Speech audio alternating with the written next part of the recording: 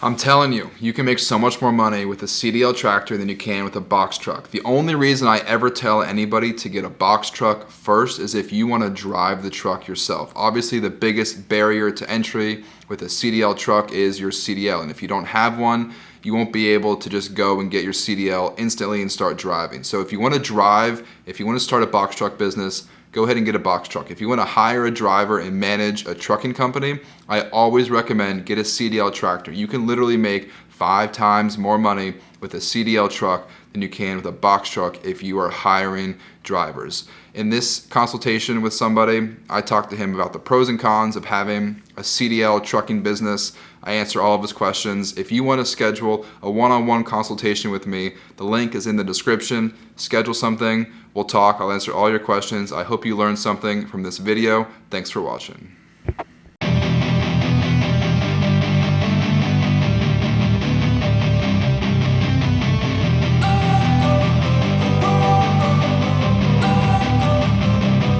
Don't wanna sleep in, cause I got something to prove. I gotta take what I hate and finally make a move. I think of you and Zach Pasquarello.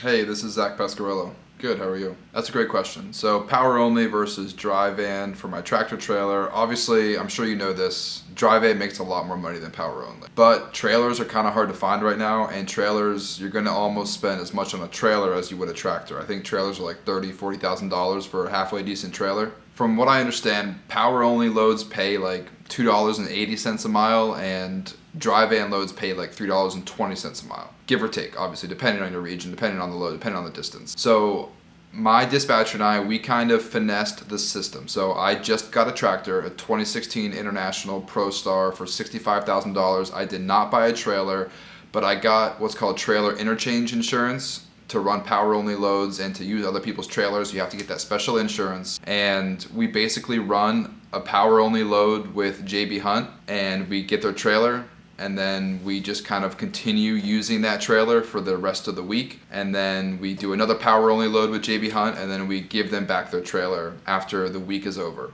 Another way to do it is you can actually find trailers that just need to be moved.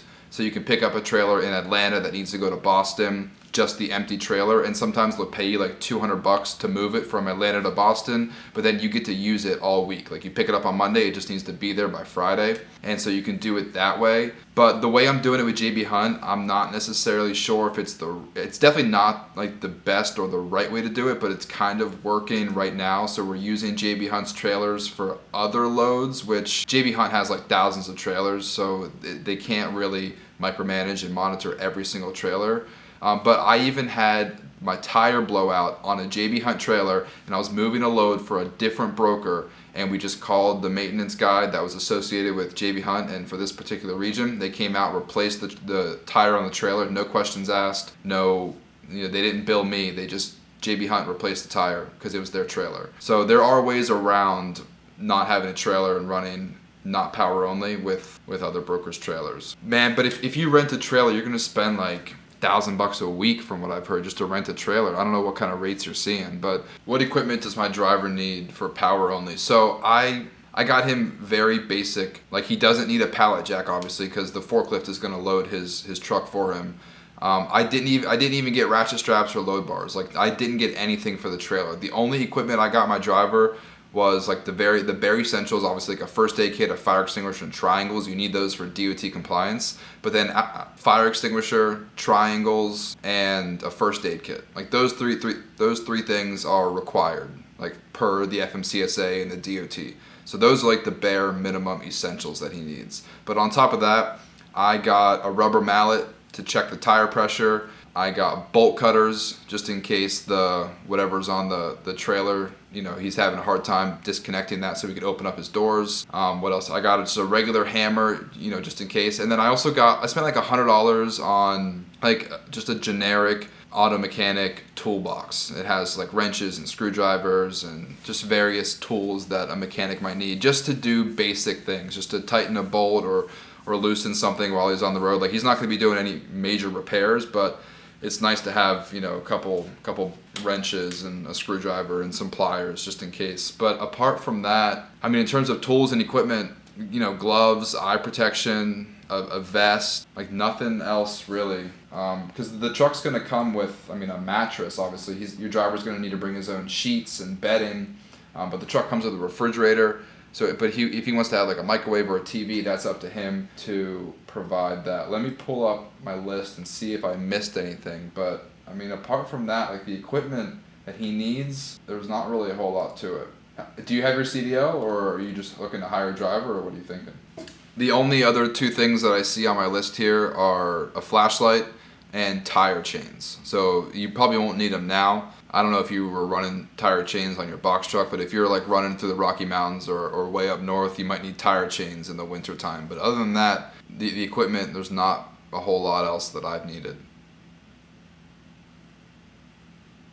How do you decide how to pay your driver? That's a good question. And it all depends if you're going to be running locally or over the road. Do you know which one you'll be doing? Okay, so industry standard, from what I understand, is like 58 cents per mile. That's a good starting point. And obviously it all depends on then how many miles can you guarantee your driver. And it's pretty easy to get 500 miles a day. So if you're getting 2,600 miles per week at 58 cents per mile, that's like right around $1,500 per week, which from what I've seen, that's kind of what drivers, that's kind of like the bare minimum that they'd like to see, $1,500 per week. So I like to start my drivers at 58 cents per mile. And then, obviously go up from there. After 2 months, maybe throw them 2 extra cents per mile. And then kind of eventually getting to that 70 cents per mile, like after the first year. But I wouldn't pay a brand new driver 70 cents per mile right off the bat. So if you're getting a driver with 2 years experience, give him 58 cents per mile. If he has less than 2 years experience, you can probably pay him less than 58 cents per mile. But, if you're getting anyone with some experience, I would start at 58.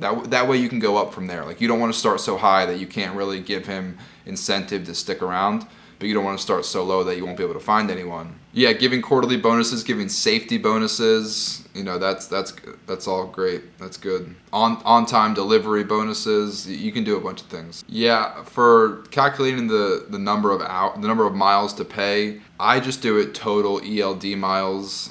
It gets pretty complicated when you start doing like loaded versus unloaded miles. If you're hiring a company driver, like it's up to you to reduce their deadhead. Like, I don't think they should be punished for you making them drive 150 miles deadhead when their job is the same, driving empty or loaded. So I just go log into their ELD, and then I pay straight up however many miles they drove that week. The one thing so once you start doing that, it's up to you to optimize their route. So like, I always check. Like, I open up Google Maps and I see, like, okay, so this route should have taken 450 miles, but it took my guy 500 miles. Like, what happened? Why did it go 50 extra miles? So that's where it requires some coordination between you, the dispatcher, and the driver. Like, you need to make sure that driver is taking the optimal route. Yeah, it's never going to be an exact 1-for-1, mile-for-mile match, but like, I try to keep it within 100 or 150 miles of what Google Maps says for the entire week. Yeah, so I come up with the miles, and I basically send a report to my staffing agency every single Monday morning saying, hey, Bob Smith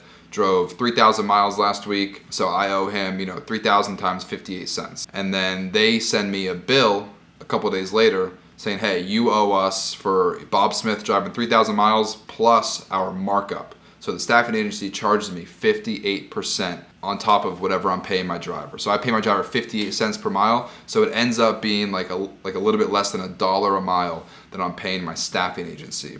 And then they give me a bill on Wednesday, and it's due in 7 days. So 7 days later, you can either write them a check, or I do ACH direct deposit, and then I just pay my staffing agency. And then they run payroll for my employee, and then they pay the employee. I would love to hire my own driver without a staffing agency. I just haven't been able to. I don't know where to find them, and I don't know how to get them. I made a job posting on Indeed, and I left it up for an entire month. I didn't get a single response. And I also looked, and there are hundreds of truck driver jobs posted on Indeed. I didn't spend any money on advertising on Indeed. That might be a good idea. I didn't try it though. A lot of the drivers who have more experience, they almost prefer a manual transmission. Me personally, with the truck shortage and the lack of trucks available to buy right now, I would probably just buy whatever truck makes the most sense. Whatever truck is the best price and the most available. Like, we can't really be too picky. Like, if I were going to order a brand new truck, and yeah, I would for sure get an automatic, but it's hard to find a truck for sale right now at a decent price. So if you can find a good automatic truck, get it. But if you can't, don't be afraid to get a manual truck, because you're going to want to hire a guy with like 10 years experience anyway.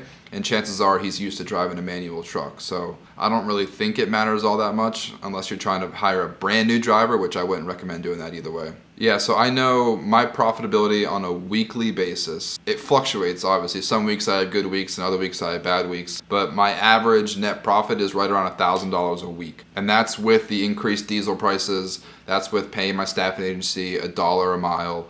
So whenever diesel prices go back down, below $4 a gallon, and if you're paying your driver 70 cents a mile instead of $1 a mile like I am, you can expect to make like closer to $2,000 a week profit after all of your expenses. But with, like I said, with the diesel prices and with the staffing agency cost, I'm closer to $1,000 a week. So for the longest time, I was using the Fuelman fuel card because I thought it was easy. But I think that's a bad idea because they don't really give out the best discounts. I think what I'm going to switch to, I'm going to start using the fuel card that my factoring company uses for two reasons. One, they offer like 40 cents off per gallon, and they also offer 0.5% discount on my factoring. So like those two things right there, I think it's a lot better to bundle your fuel card and your factoring company. There are two different ways a fuel card works. Some companies, you have to preload the fuel card. Like you have to put $1,000 on the card and then you use it. Other companies, they're typically net 7. So like you pump gas all this week and then on Monday next week you'll pay it off. Absolutely, single versus double axle matters a lot. I would not get a single axle truck because they can't haul 80,000 pounds. So you're gonna wanna get a double axle sleeper cab, definitely double axle. And then the other thing is the depth of the sleeper cab matters. So there are some cabs that are like only 50 inches and there are some that are 73 inches. And there are also some with mid-roof and raised roof. You want to get a raised roof 73-inch sleeper cab. That way your driver has the most room to be comfortable. Like you don't want your driver being grumpy when he's out on the road 1 to 2 weeks at a time. So definitely double axle, raised roof, 73-inch sleeper. Yeah, if you look on the highway, all the trucks, mostly all the trucks are tandem axle. I think the only, like the single axle ones are probably just day cabs, just like hauling little stuff like locally. I've never seen like a single axle hauling on the highway. I'm gonna get 3 trucks before I buy a trailer, because trailers cost money, and from what I've been doing for the past 4 months, we can run 53-foot van loads without having our own trailer. So I don't really see, there's not really a benefit to buying my own trailer for now. I mean, obviously as I get into dedicated contracts and as I get more trucks, yeah, I'll buy trailers, but because it's going to cost a lot of money. You're going to have to probably spend like $10,000 as a down payment just to get a trailer. If you want to buy your own trailer, or if you want to rent a trailer, like you said, $500,000 a month or a week just to rent a trailer. And then I wanted to buy another truck, but my driver that I had for my truck just quit last week. So I have to hire another driver. But that's the nice thing about working with a staffing agency. They literally already found me a driver. So my other driver quit on Wednesday. It was his last day. And my staffing agency called me up on Thursday, yesterday, and said, hey, we found you another driver. We're sending him to the drug test today. We'll have his results on Monday. So I was going to get another truck in May, but I'm going to hold off. I'm going to make sure this second driver sticks around for a month, and then I'll look at buying another truck. But the numbers make sense, and I think it's really profitable, even with the increased diesel prices and even with the increased labor price of the staffing agency. I think it makes sense to get more trucks. So if you have the capital, if you have the access to funds, I would buy a truck and then wait 3 to 4 months and buy another truck, and then just continue buying trucks every 3 or 4 months after that. Yeah, you definitely have to weigh the risk and the reward. Obviously the more trucks you have, the higher the risk, especially if the market tanks or if something happens with your trucks. Like you said, if you have a big maintenance bill.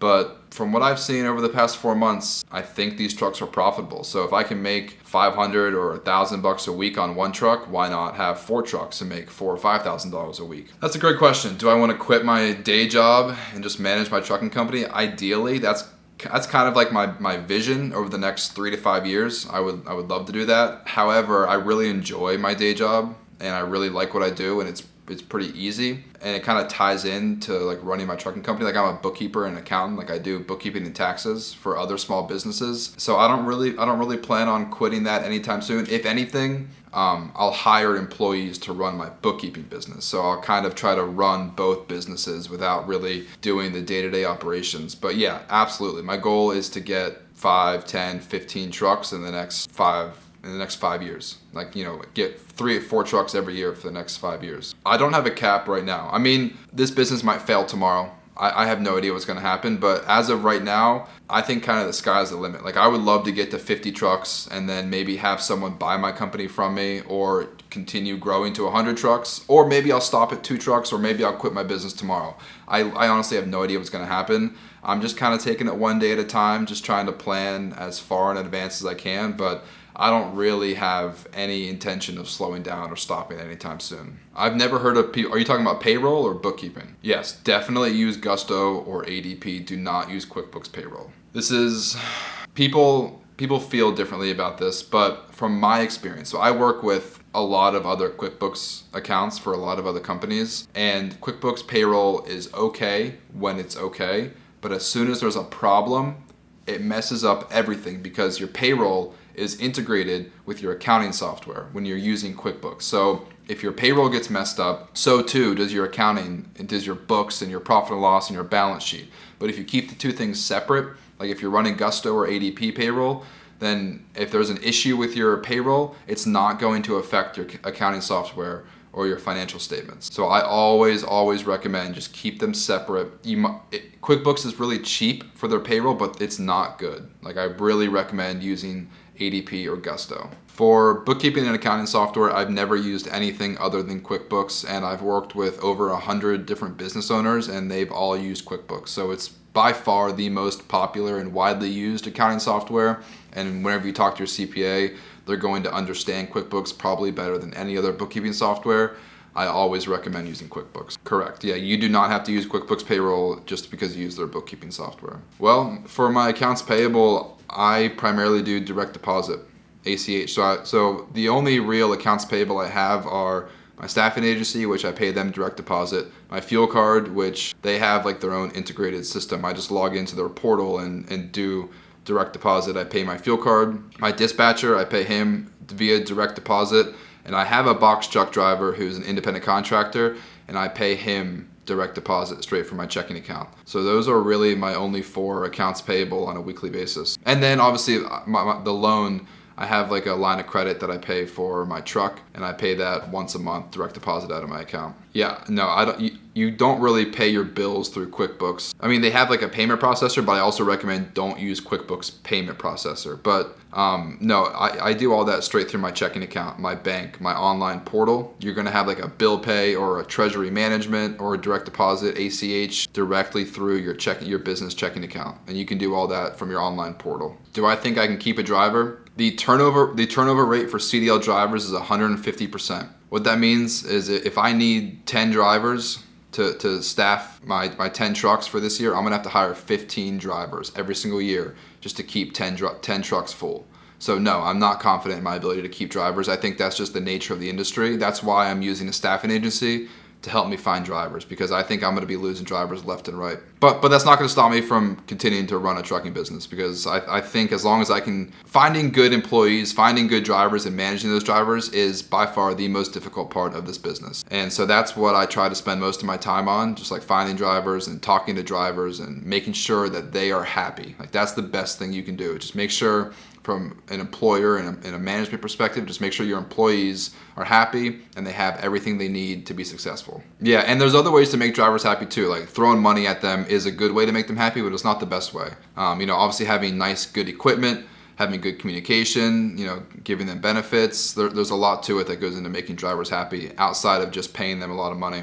So that's why my next truck, I'm gonna try to get as new of a truck as possible, so that they have something nice to drive. No one wants to drive a 2012 old truck with 1 million miles on it. My dispatcher, I started off paying him 10% for a box truck, and then he offered me an 8% rate for my tractor, and now that he offered me 8% for my tractor and my box truck. So he gave me a discount on the box truck, but he kind of upped my tractor dispatch fee, but my box truck is no longer running over the road with my dispatcher. He's doing local routes. So now that it's just my tractor, long story short, I pay 6% on my tractor. And I would not pay a dispatcher much more than 6% if I were you. For a tractor. For a box truck, you'll pay 10%. For a tractor, you'll pay 6%. Maybe start with a guy at 7%, and then after a month, if he's good and you want to stick around, be like, hey, the industry standard is closer to 6%. Is there anything we can do to negotiate that price down a little bit? But 7%, that's not terrible. Maybe start at 7 and try to go down to 6 once you've proven that you'll be a consistent customer. My 2016 International Pro Star had 560,000 miles, and I got it for $65,000.